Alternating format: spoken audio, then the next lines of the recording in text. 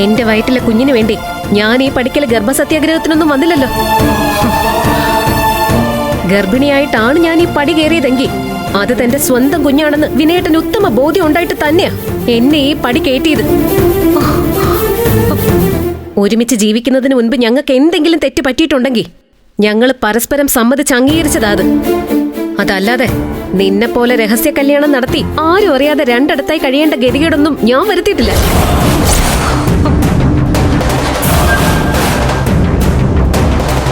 നല്ല അന്തസ്സായി ഭർത്താവിന്റെ കൈ പിടിച്ച് തല ഉയർത്തി തന്നെയാ ഞാനിവിടെ കയറി വന്നത്. രഹസ്യ കല്യാണോ? നീ ആരെ കുറിച്ചാ മോളെ ഈ പറയുന്നേ? എന്ത് രഹസ്യ കല്യാണം? എവിടെ വെച്ച്? ചോദിച്ചു നോക്കും മുത്തശ്ശി, ഇവിടുത്തെ മൂത്ത മോളോട്. ഇവള് പറഞ്ഞു തരും ആരാരുമായിട്ട് എന്ത് എവിടെ എങ്ങനെയെന്നൊക്കെ. പച്ചക്കള്ളം. സ്വന്തം തെറ്റ് കണ്ടുപിടിച്ചെന്ന് ഉറപ്പായപ്പോഴേ എന്റെ നേരെ പഴി പറയും അവള്. ഞാൻ ഒരു പഴിയും കള്ളവും പറഞ്ഞിട്ടില്ല. എന്റെ ബോധ്യോ ഞാൻ പറഞ്ഞത്. അത് തെളിയിക്കാനും ഞാൻ തയ്യാറാ. അത് സൂപ്പർ. ആരെ വേണമെങ്കിലും വെറുതെ അങ്ങ് കുറ്റപ്പെടുത്താൻ ആർക്കും പറ്റും. വിമലേച്ചിയുടെ കല്യാണം പബ്ലിക്കായി മുടങ്ങിയത് നമ്മുടെ എല്ലാം മുന്നിൽ വെച്ച് തന്നെയല്ലേ?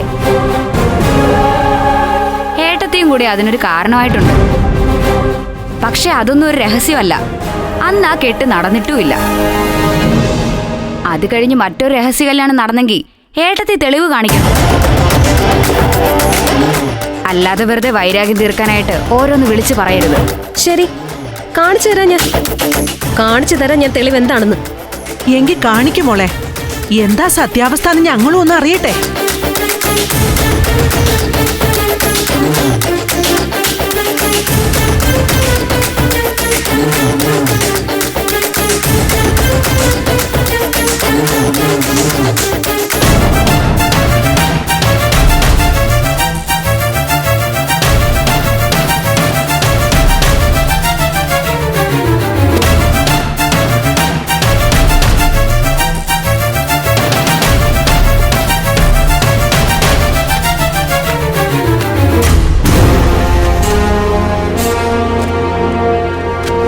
ഏട്ടത്തി, തെളിവൊന്നും കിട്ടിയില്ലേ ഇതുവരെ? അതോ ഒക്കെ ആവിയായി പോയോ ഇതിനിടയില്? അത് പിന്നെ സത്യമായിട്ട് ഞാനിവിടെ വെച്ചതാ ഇവരുടെ കല്യാണ ഫോട്ടോ. മതിയാക്കടി നിന്റെ അധിക പ്രസംഗം. വാ ഇങ്ങോട്ട്, ഇങ്ങോട്ട് ഇറങ്ങാൻ. നടക്ക്. പോകാനാ പറഞ്ഞേ. ഇറങ്ങ.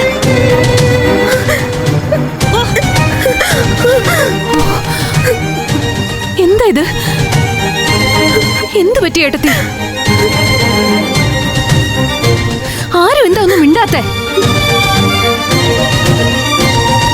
ഞാൻ പറയാം. എന്തോ ഒന്നും രണ്ടും പറഞ്ഞപ്പോ വിമലേച്ചി രഹസ്യ കല്യാണം നടത്തിയവളാണെന്ന് പറഞ്ഞു ഈ രോഹിണിയടത്തി. ഒപ്പം തെളിവ് തരാമെന്ന് പറഞ്ഞ് ഏട്ടത്തി കുറെ തെരഞ്ഞു. എന്ത് തെളിവ്? ഒന്നും കിട്ടിയില്ല. എന്നെ കള്ളിയാക്കിയ ഇവളിനി എന്നോടൊപ്പം ഈ വീട്ടിൽ വേണ്ടെന്നാ തീരുമാനം. എന്നങ്ങനെ ഉറപ്പിച്ച് പറഞ്ഞാലോ വിമലേച്ചി?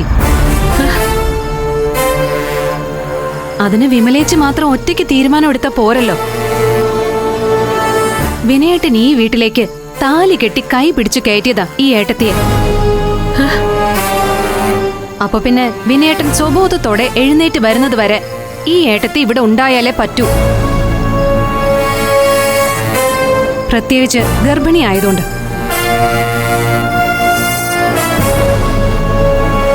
പിന്നെ ഞാനിത് പറയാൻ വേറൊരു കാരണം കൂടിയുണ്ട്. ഏട്ടത്തി എന്തെങ്കിലും ഒന്ന് വെറുതെ പറയുമെന്ന് ഞാൻ കരുതുന്നില്ല. തെളിവില്ലെന്ന് കരുതി കണ്ണടച്ചു വിടുന്നുമില്ല ഇത്. സത്യം എന്തായാലും ഇന്നല്ലെങ്കിൽ നാളെ നമ്മുടെ മുന്നിൽ വരും. അതുവരെ വയറ്റിക്കണ്ണിയായ ഈ ഏട്ടത്തി എന്റെ മുറിയിലുണ്ടാവും. എനിക്കാണെങ്കിൽ വരുന്ന ഒരാഴ്ച മെഡിക്കൽ ക്യാമ്പുണ്ട്. പോകാൻ നേരം ആ മുറി ഒഴിവാ. എടുത്തി വാ. വരാൻ.